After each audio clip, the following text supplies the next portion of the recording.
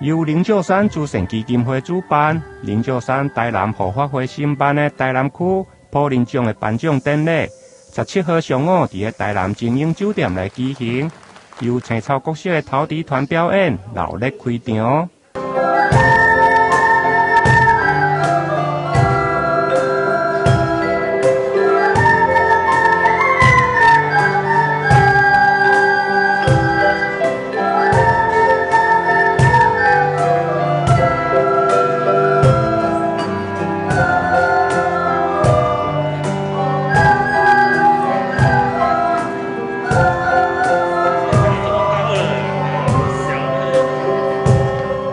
颁奖典礼贵宾分级，包括灵鹫山慈善基金会董事长星月法师、议长郭信良，甲这位民意代表、市府民政甲教育等官员，拢共同出席，肯定每位得主的品德甲孝德。这次整个评审下来，这些有人得奖的小孩哈，他们都有共同的一个特点，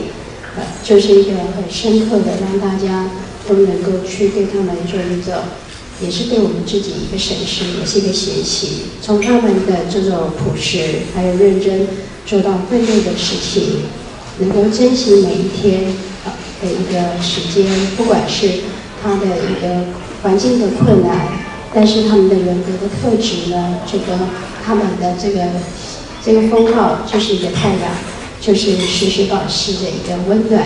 一个明亮，带给社会也是一种安定的一个力量。得奖的人呢，时时刻刻要来感念你得到这个奖项，是得到社会所有大众对你的认同与肯定。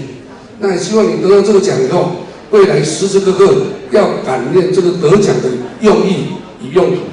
时时刻刻要宣导这个理念、这个方式，尽一份社会的力量，共同为这个祥和的社会呢。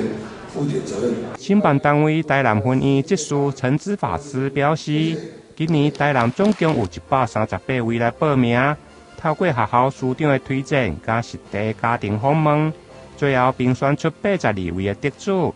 并且有6位以美好的品德教育加丰富的生命故事入围今年的普林奖。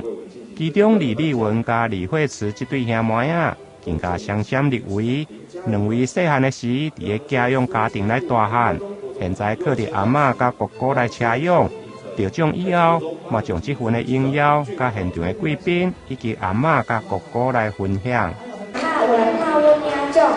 所以我甲哥哥的得奖感言要用台语讲。要感谢我的哥哥甲阿嬷做到煮饭互阮食，嘛会带阮去学校活动。哥哥会协助检查我的课业，我多谢因的陪伴甲帮助。我嘛要感谢都市团体协会的老师，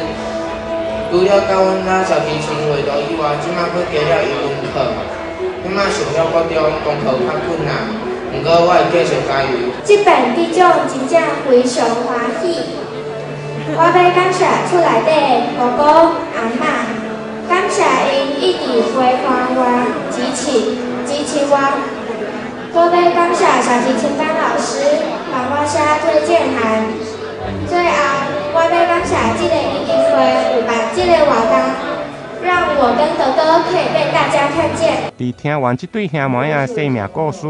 议长郭信良伫个颁奖过程嘛特别推崇品德甲孝德，尤其去年议会举办百岁人岁的颁奖表扬，因为回响袂歹。现场嘛得到灵鹫山慈善基金会董事长星月法师的肯定，表示今年的重阳节双方将伫台南来合办百岁人岁奖。台南新闻林根采访报道。